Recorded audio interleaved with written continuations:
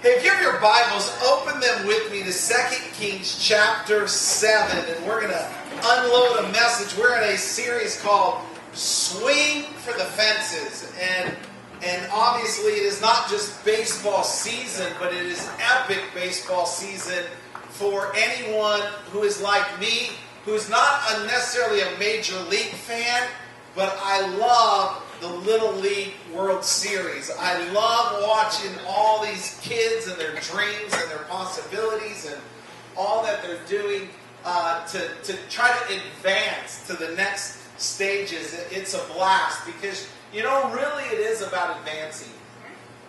It's about going to the next level in your life, the next level in your relationships, the next level in your business. And I preached a message last week called Hey Bada Bada.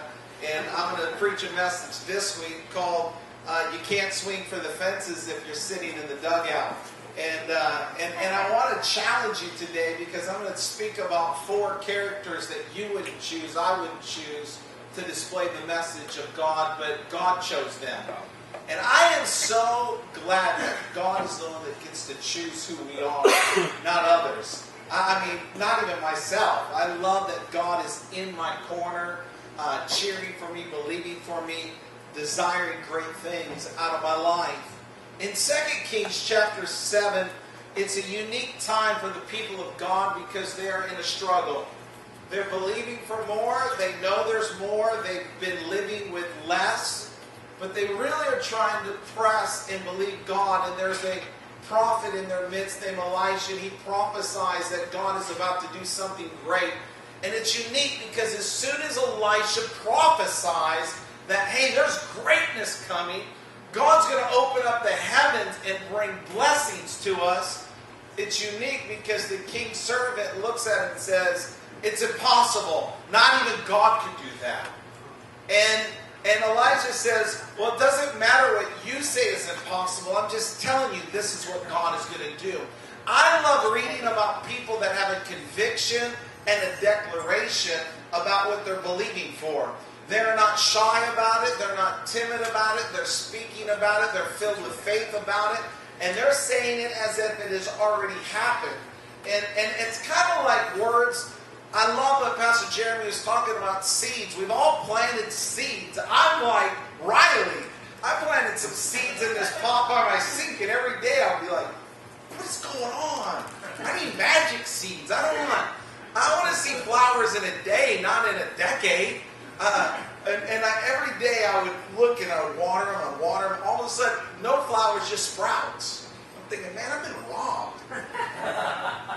But sooner or later, it continues the process, and the sprouts and the small sproutings all of a sudden turn into flowers, and then this pot just began to fill up and overflow with what we put in it and what we kept speaking that was going to come out of it.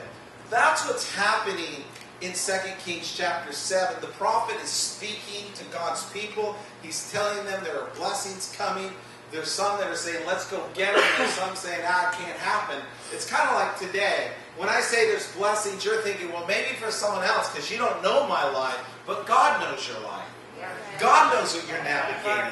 God knows that maybe you've struck out on this thing that you feel like is life. I mean, you got a great swing, you just can't hit the ball.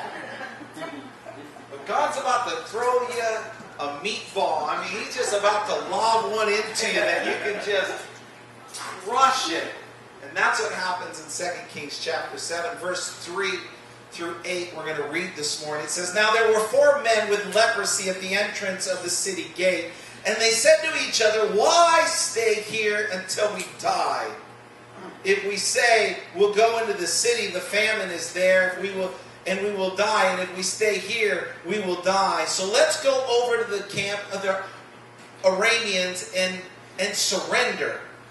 If they spare us, we'll live. If they kill us, then we die. These guys are literally worried about death, obviously. It's like, if we go, we die. If we stay, we die. If we go in there, I mean, it doesn't matter. We're going to die. And on verse 5, it says, at dusk they got up and went into the camp of the Arameans. And when they reached the edge of the camp, no one was there. For the Lord had caused them to hear the sound of chariots and horses and a great army, so that they said to one another, look, the king of Israel has hired the Hittite and Egyptian kings to attack us. So they got up and fled in the dusk and abandoned their tents and their horses and donkeys, and they left and reached the edge of the camp, entered. The men who had leprosy reached the edge of the camp, entered one of the tents, and ate and drank. And they took silver and gold and clothes and went off and hid them. Then they returned and entered another tent and took some things from it and hid them also. When you read this text, you see that behind the scenes, God is working. They don't know, they didn't know when they were at the city gates that God was already working. They just said, we've got to do something. If I stay here, I'm going to die. If I move into that, I'm going to die. But I'm going to believe God for something. What they don't know is that God is using them to orchestrate miraculous power of who God is. Not just for their lives, but for the entire people of God. That God is about to do a miracle in 4 guys' lives that are outcasts. They're lepers. They've been pushed away, pushed aside. When you see a leopard in that day, you crossed the street and grabbed your kids and looked at them like, why are you even here? They were outcasts, but yet they still wanted life. You know what I realize is all of us have some sort of leprosy. I mean, if not careful, we don't act like it because we become so good at covering it up. We dress it up, we tie it up, we squirt it on, we wash it up, we shave it up, we look good. I mean, I'm just going to be honest, you look good today. Turn to your neighbor and say, no, seriously, you look good. Now turn to your neighbor and say, well, you even look better. Maybe a few at home. Why do you know that guy that looks better than me? But when you come in on the scene, these 4 men walk into the camp. And when they walk into this camp, there's some things that you pick up automatically. It says that the cattle, the horses, and the animals, the livestock, were on the outside, but they had to push through the animals to get on the inside. It tells you that the army was set in a militant way, because when you did, back then for military, the first line of offense were animals. When you're out in the middle of nowhere, obviously you can't build walls, you're not putting fences up, so you put your animals around. When you put your animals around, then inside you would build your tents and different structures, and inside your tents you put your valuables. But when we look at this story, you realize that these individuals that God set running did not run with a plan, they just ran. When God showed up against this army, that He showed up in such a way that He scattered them. And how we know that is they didn't take any of their valuables from their tent. They didn't grab their horses or any of their cattle or any of their animals and bring them and say, man, I'm going to flee with them. They just threw some pants on and ran out like the place was on fire. And as God is scattering the enemy, Israel is still sitting in a city saying, well, God can't do it. Even though God is already in the midst of doing it. Even though the ball is rolling, they don't see it. And I thought, David, so many times you're like this. You want God to do something, you're praying for God to do something, and God is beginning to do it, but you don't see it. So you're limited by what you see instead of stepping into what you believe. And so instead of stepping forward, you keep stepping backward. And these 4 lepers go into a place where God begins to do something great with their life. They kind of feel like if you read the beginning of this story with me, they obviously feel like, hey, we're kind of at the end. We're dead. We're going to die. We have leprosy. We're going to starve. We're going to go get killed by the Iranians. I mean, it looks bad, but let's do something. I think sometimes in life, when you think life isn't going the way it should, instead of doing something, you settle for nothing. And when you sow nothing, you reap nothing. when your actions work with nothing, you never pull back something. And so here's these four guys, and they're saying, let's just swing for the fence. I mean, they're not going to let us in that city. We're lepers. So let's go over to the enemy and see what they have to offer. Hey, listen, if we go and they don't like us, the worst they can do is kill us. I mean, think about their mentality. They're just like, the worst that can happen is they're going to kill us. I'm wondering what the other three guys are thinking, like, yeah, that doesn't sound like that great of an idea.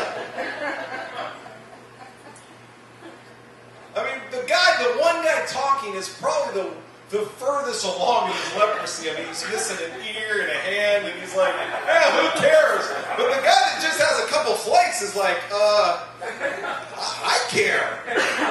Got some years left. I'm holding on. But somewhere in their talk, somewhere in their conversation, they step out and step into something. They're kind of at a desperate place. I think it's a good place. I think sometimes a desperate place causes you to react or bring action out of your life that you wouldn't normally do. You know, when you're navigating a tough season, you need to go back and thank people that put you in a tough season. Thank the circumstances that got you in a tough season. Thank the things that almost took your life, stole your life, ripped off your money, tore down your business. You know why? Because all of those things taught you how to pray. They taught you how to believe. They taught you how to rest. They taught you how to get character in your life to sustain something. It wasn't created to place something of bitterness in your life. It wasn't created to dilute you. It was created to create you, build you. And that's what I love about these four guys, is when they go into the camp, they see that God has done something in such a way that everyone has left everything. You know, when I look at this story, I'm sorry. I know my mind probably, thank God it doesn't think like yours, but for your sake. But I'm thinking, you know, here's these four guys. They're kind of getting charged up, like, all right, we're going to go in there. We're going to tell them we're great people, that we can help them, and they can do this, and we can do that. And if they'll just let us, if they'll just feed us, you know, we'll take care of all their animals. I mean, they're coming up with a plan, and they get there, and it's just, it's quiet. Like, it's too quiet. And no one's around. It's like that movie when you know something's about to happen, and you want it to happen, but it won't. Like, just jump out. Like, just kill us. Just do something. And it's just quiet. I mean, they're just in this moment where they're looking at each other. They're looking at this incredible camp setup with all the animals around, and they're saying, is this a joke? I mean, this is too good to be true. Are they hiding? They're going to jump out any second. Just kill us. We know you're there. Just kill us. But no one kills them. Why? Because God set in motion a miracle for them. And what I love about it is they don't wait around to talk about the miracle. They don't wonder about the miracle. They don't ask themselves, well, you know, did God do this? Did the devil do this? Did somebody do this? They just gave God credit, ran through the animals, and started eating. Why? Because they were hungry. It says that they started eating, they started partaking, and then they started stealing stuff. So they were good, but they weren't that good. I mean, let's be honest. They went into tents. It wasn't like they just put it in their pocket. It says that they went and started burying stuff. I mean, they're Christian, but they're not that Christian. I mean, these are the kind of guys that like swear on the freeway. I mean, they're Christian, but not that Christian. But when you come to realize that God is for you and not against you, things change in your life. When you realize that it doesn't matter who's for you, that God's for you. That doesn't matter who's against you, God is still for you. Doesn't matter what's happening, God's still for you. Doesn't matter what you've done, God's still for you. Doesn't matter where you've been, God's still for you. Doesn't matter all the wrong, God's still for you. And these individuals, they step into this place of the enemy's territory because they didn't fit into God's territory. And I'm not talking God as in heaven. I'm talking God as in people. Because sometimes people can be mean. Sometimes people can get judgmental. I mean, sometimes people can just look at you like, man, I was feeling good till I got that look. I mean, I was having a great day until you showed up. They were on the outside looking in, but all of a sudden God put them on the inside looking out. And it's an incredible story. And I want to just give you a few things of what happens in your life when you come to realize that God is for you and not against you. When you come to realize that God is for you, you will believe that there is better for your life. Can I tell you something? It all starts with perception, because what you perceive is what you believe. That's right. If you perceive that they're out to get you, then guess what? They're out to get you. If you perceive that you don't have what it takes, then guess what? You'll never have what it takes. If you perceive that you're on the outside looking in, then you'll always be on the outside looking in. Your perception is what places you. Perception is what positions people. And your perception is usually developed by insecurities, confidences, your past, how you were raised, how you weren't raised. Like the perception of what you didn't have can cause you to have a belief of what you can have. It's perception. Even though it's a lie, it's your perception. It's amazing, because I was reading this story about a circus, and when they first get a baby elephant, they drive this stake into the ground. And they'll drive this stake into the ground, and they'll put a chain on it, and they'll put a chain around this elephant's leg. And this baby elephant will struggle and struggle, sometimes for weeks, to try to get out of this chain. But because of the chain, the strength of the chain, and the strength of the stake, he cannot shake free from this stake. And it's amazing, as this elephant grows to thousands of pounds, it's the same stake. A stake that once seemed great now is just minuscule. The chain couldn't hold this elephant. The stake can't hold this elephant. But his perception keeps him chained to the stake. He can pull it out at any moment. But he has learned to live with the stake. Sometimes in our life, we've learned to live with the leprosy. But these four men said, no, God is for us. I am no longer going to live by my condition. I'm going to live by my conquer. I'm no longer going to live by my perception of what I am not. I'm going to start believing in who I am in Jesus Christ. That I am a conqueror. That I am overcome. That I'm forgiven. Can I tell you how many people live with guilt? You're at church because you're guilty. No, that's why we go, oh God, this week I was terrible. I better get to church. Anyone ever felt guilty at church? How many knows that God doesn't operate in guilt? He operates in conviction. He says, you did wrong. You messed up, bro. You sorry? I'm sorry, God. All right, good. We're good. You good? I'm good. Let's go. That's how God works. He works in conviction to bring change. I was telling someone in the foyer, sometimes I feel like a priest. Because people want to, like it's confessional time. Like I was at Walmart before church. And I'm just day swift in Walmart. I had to get something before church. And I'm running through the aisles. And I see this guy. And I know he comes to our church. And I haven't seen him for a little while. And he sees me. He's like, hey, Pastor. I'm like, bro, I'm just trying to pick up a card, man. It's like, all right, get out of here. I mean, he's coming to get penance. I know I haven't been here. I'm like, I didn't say, yeah, I know you haven't been here either. And that's why I came to Walmart, because God told me to. I mean, that would be the best answer. But I just said, hey, man, great seeing you. Man, I hope I see you soon. I'll be there next Sunday. I literally turned around and said, yeah, you're probably lying, but I hope I see you next Sunday. Because sometimes we're driven by guilt. We're driven by perception. We're driven by what we aren't, or what we are, or who we think we are. That's right. Instead of who God has told us that we are, That when you begin to get a mindset of living that God is for you, you'll get out of what has been behind you. You'll get out of what has told you that you're not, or you won't, or you can't. It's amazing because in Philippians 4, 8 and 9, it says, "Finally, brothers, whatever is true, whatever is honorable, whatever is just, whatever is pure, whatever is lovely, whatever is commendable, if there is any excellence, if there is anything worthy of praise, think about these things.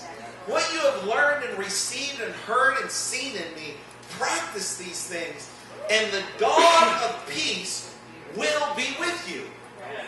I love that, because he's not saying, I hope God shows up for you. I hope you get... No, God is with you. God's not going to get with you. He's not got you on a 30-day trial. Like, hey, if you jump through these hoops and get through this stuff, then we can work on something. He knows all your failures. He knows where you've been. He knows what you've gone through. And he knows what you're going through. And he's still saying, but I'll never leave you. That the perception, we've got to change from being guilt-driven to being purpose-driven. That I want to live life on purpose. You see these lepers, and somehow they talk each other into going somewhere where they've never gone. Where most people would say, "You're a leper. Who do you think you are?"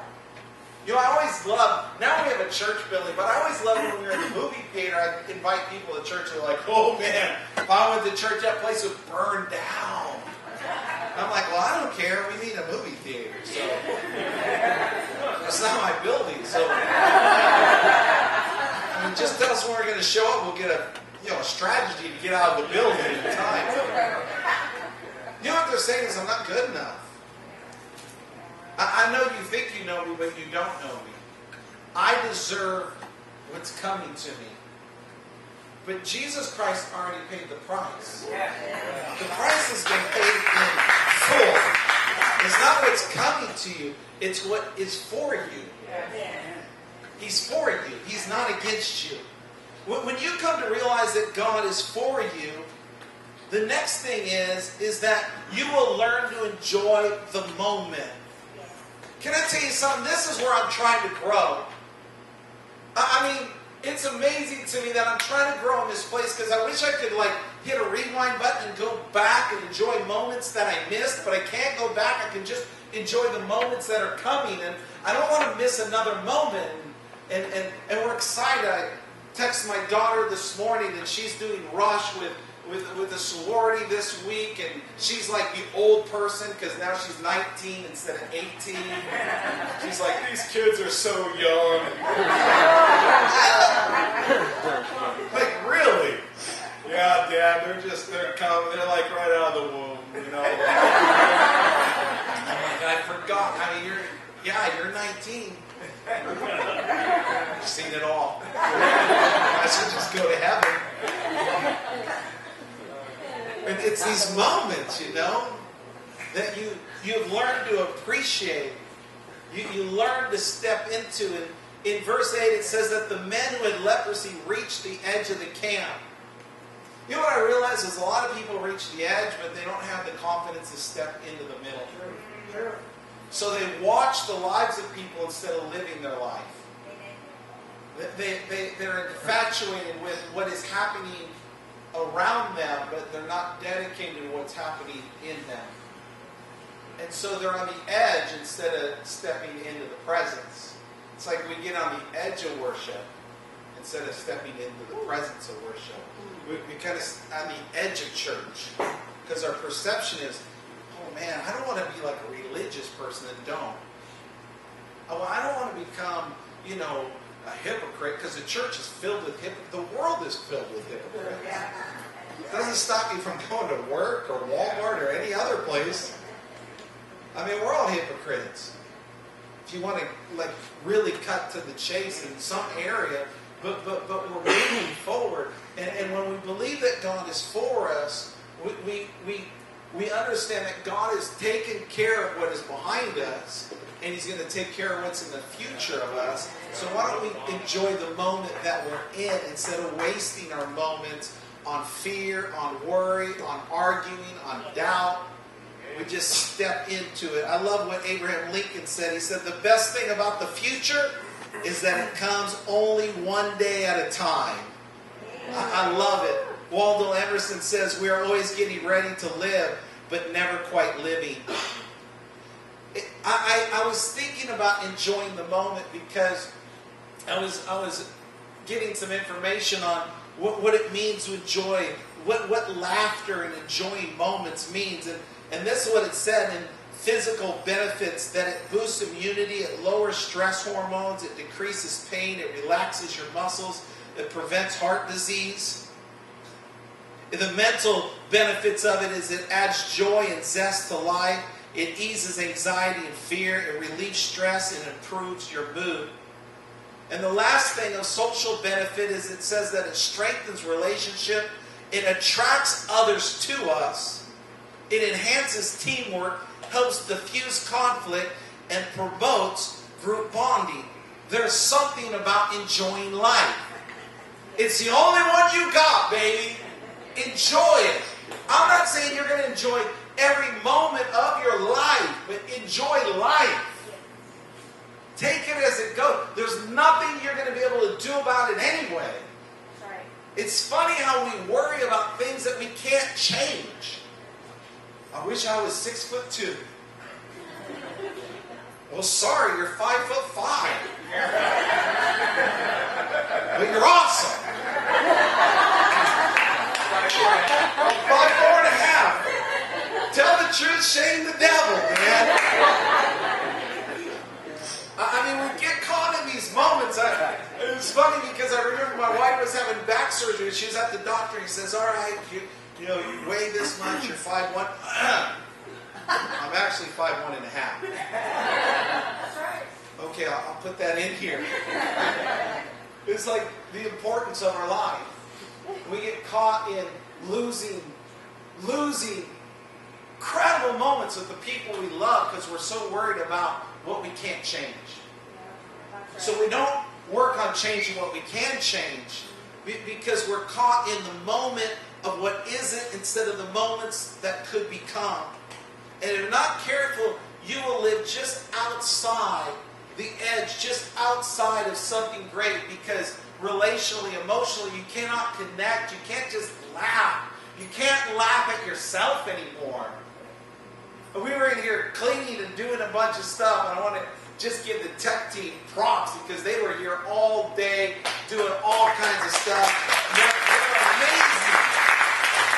And I was grabbing a ladder in the back. Well, I didn't know, like, the condensation line had come apart, and all the water was on top of the ladder. And I grabbed it.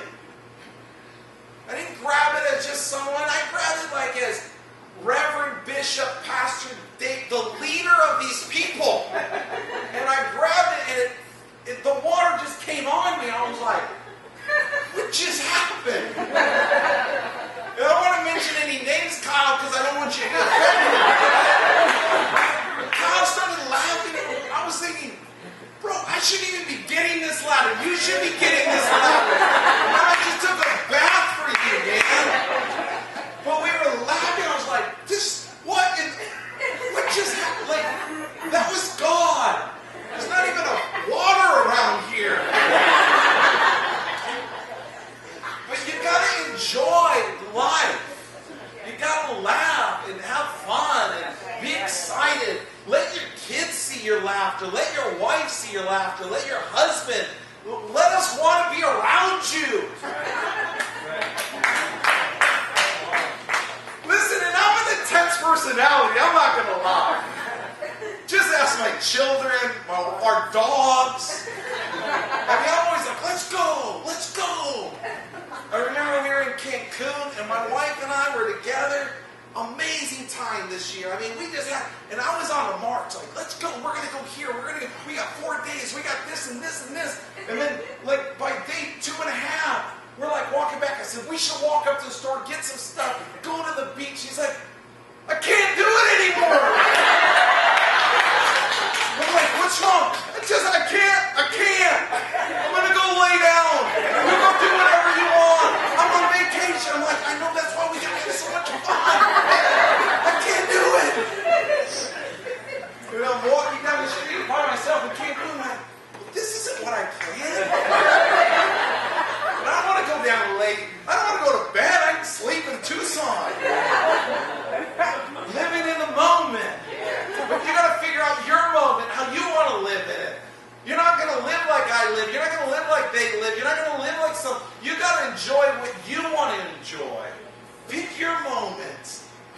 times, because when God is for you, you realize that the best of your life is what goes beyond you. And worship team, come. We got to close this morning, man. I'm having too much fun. Yeah. Don't do it. We'll be here till 3 celebrating. 2 Kings 7:9. It's amazing because there's an epiphany that hits these men. There's 4 of them, and they're burying stuff out in the fields. I mean, I love it. You ever taken something you shouldn't have taken? I'm not saying you stole it from a store. Some of you, you're driving a car that you shouldn't have been driving. But I'm just talking about like a cookie. You ever stole something from your kid out of the ice box? And you can't even enjoy it because you're so fearful that your mom's coming? That's where these guys were at. They were like hoarders. They were like, I'm hiding this in the dirt before anyone comes. Because what the Bible says is that there was an awakening. It says finally they said to each other, this is not right. This is a day of good news. And we aren't sharing it with anyone. If we wait until morning, some calamity will certainly fall upon us. Come on, let's go back and tell the people at the palace. Let's go tell the people that God is doing miracles. Instead of just waiting for something bad to happen in a good situation. And they're out there digging holes, burying stuff. They're eating food. And then they realize that this is a gift that's been given to them. They didn't pay for it. They didn't earn it. They didn't work for it. They didn't make it happen. They didn't fight for it. God did it. We have a gift in our life. His name is Jesus Christ. I didn't pay for it. I didn't earn it. I don't deserve it. But He's in my life. And I want to be an individual that understands that He's with me. That in my life, I shout out of my life. I exemplify that Jesus Christ is a blessing. He is my answer. Why would I stay in a tent and hoard the greatness of God? Oh man, this is mine. I'll stab you. I mean, this is mine. Because this is what we do. Well, this is mine. But the problem with doing this is mine is that's all you can get. Is what you can hold. Instead of saying, no, this is ours. This is ours. And having a voice to our world that Jesus Christ is still the answer. That Jesus Christ still makes the change. That Jesus Christ brings all things. That Jesus Christ heals, delivers, restores. That Jesus Christ is the salvation. I've got the good news. It's in me. It's in me. And because it's in me, I want to enjoy the moments. Because it's in me, I don't want to live on the edge. I want to live on the interior of who God is. I want to realize that my life is bigger because I'm going to bless others with it, through it, for it. And that's what I want to communicate this morning to you. God's got great things for your life. God's got great things. The greatest resource in my life is Jesus Christ. I'll never be able to pay for it. I'll never be able to deserve it. I'll fail God probably by the end of the day, knowing me. I'm glad that God isn't looking for perfect. He's looking for people willing to be perfected. I'm glad that God isn't looking for the obvious, that He's looking for the hidden. I'm glad that I serve a God that is saying, hey, there's 4 lepers. Why don't I use the lepers? No one else is going to use them. But if they'll let me speak into them, if they'll dream a little bit, believe a little bit, declare a little bit, know that I'm for them and not against them, then they'll step into some things that they'll never deserve, and they'll give me praises. And it says that the lepers ran back to the palace and said, we got some good news. Man, everything that Elisha spoke, all of the blessings are just a short ways from here. And it's waiting for you. It is waiting for you. And I want to declare this morning to you, church, that it may not be right where you are at, but just a short ways away from you, God is preparing the resources because He's our provider. He is the founder and the furnisher of our life. Not just the finisher, He furnishes all that we need, all that we have. Will you stand with me this morning?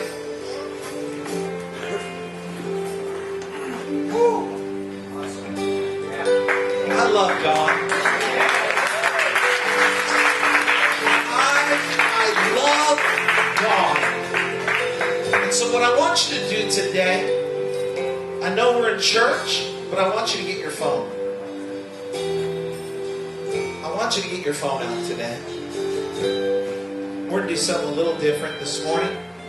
Because you know what I believe? I believe that the chair that is open isn't a chair that's open. It's a soul that's missing a chair.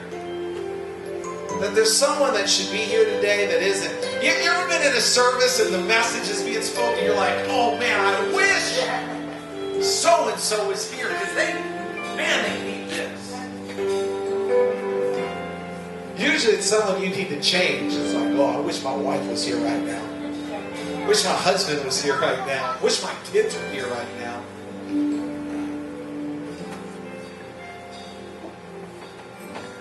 But I know this, that I have words of life. And I have life that's living within me. That is more than enough. I might not be always more than enough, but He who is in me is more than enough. He is more than enough. He is more than enough. So does everyone have your phone? Can we, I know there's some haze coming. It looks awesome. Can we, it's cranking. You're awesome. Thank you. Sorry.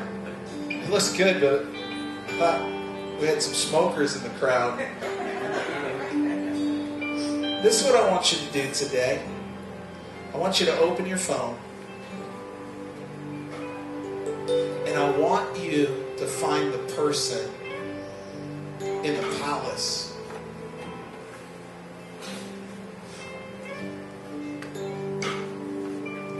That is struggling, that doesn't deserve it, that doesn't have the capability maybe of getting back, that just needs some life, some laughter, some belief. Well, they should have been at church today. Yeah, they should have, but they aren't. But you are. And maybe you're the connection that God's going to use to get to them. But it's crazy because we have technology. I'm going to encourage you to call them today, not just text them today. I'm going to tell you what I tell my children. Texting is not a conversation. It's a digital letter. I get it. Oh yeah, we talked. Well, did you talk or did you text? Same thing. No. Because when you call me, there's more relationship to a conversation. And so I want you to find someone in your phone. Maybe you don't even have to find them. You know who they are. But when you leave this place this week or today, you're going to get on the phone with them today, not tomorrow, not Friday. Oh, I'm going to fast and pray. No, God's in you. You got all that you need to get. You got it. Now let's go. You got good news. You got good news. You got good news. And we've got to be people that declare good news. Hey man, I was thinking about you. I went to this church today. There's this crazy guy they let speak. He made me get my phone out and call you. Because you're valuable. And you're going to make it, bro. And I just want to tell you that I love you and I'm praying for you. I'm committed to you. And I believe God has great things out ahead for you. I don't know about you, but I could use a phone call like that every once in a while. I don't know about you, but I could use someone that loves me enough to get out of their ritual and out of their system for a moment just to say, hey, just want to tell you I love you. Maybe it's your daughter, your son. Maybe it's someone you talk to. Maybe it's your wife or your husband that you see every day, but you haven't talked to them in a long time. You haven't spoken life to them. You haven't given life to them. But you have good news because God is for you, not against you. Amen. Amen. Let me pray over you today. Just with your head bowed, your eyes closed today. You know, you're here today, and before I pray and we release, I'm just going to ask you, wherever you are, if you are not right with Jesus Christ, the greatest gift, the greatest love, the greatest thing that you can ever experience, He's not mad at you. He's not against you. I just want to tell you that He's for you this morning. He's for you. He has kept you for this moment. He has brought you to this moment. But He wants not just to be around your life. He wants to be in your life. He wants to give you life and life more abundantly this morning. And that's you. And God's speaking to you as Holy Spirit is encouraging you. And you need to make things right with the author and the perfecter of your faith, the God that created you with purpose and destiny, passion and zeal for your life. But you need to make things right with Him today. Today's your day. I'm telling you, today, look no further. You don't have to get anything corrected. You don't have to, well, I got to get a little better. No, right now, just make things right with God. And God will make things right with you. If that's you today, wherever you are, with heads bowed, eyes closed, we just raise your hand and say, yeah, that's me. Heaven, God, I'm saying, right now I need you. Thank you, thank you, thank you, thank you, thank you, thank you, thank you, thank you. Now I want to pray with you. I want you to pray with me today. But I just sense that there are some people that just need to get hearts right with God. Church, will you repeat this with them? Jesus, I come to you today, and I ask today that you become priority in my life, that you come into my life, that you give me life, and life more abundant, that today I become new, I become fresh, to live my life in a new way, in a big way, in a God way. I don't have guilt. I don't have shame. I have forgiveness. And I have a God that believes in me. Forgive me. Come into my life. In Jesus' name. Amen. Amen. Come on, celebrate that today.